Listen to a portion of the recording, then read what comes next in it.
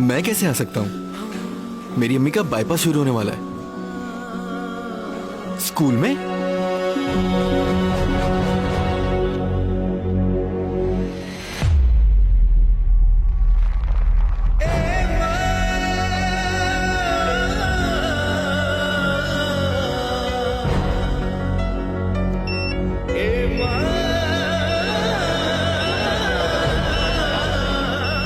इस अटैक से तो डॉक्टर लड़ लेंगे, तो जाके उस अटैक को रोक, वरना कई माओं के दिल चलते चलते रुक जाएंगे।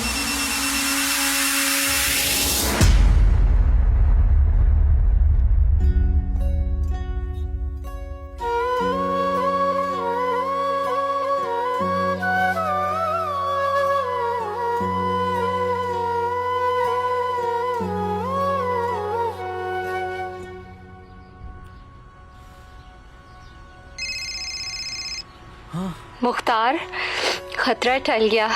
अम्मी अब ठीक है, किसी की दुआ काम आ गई।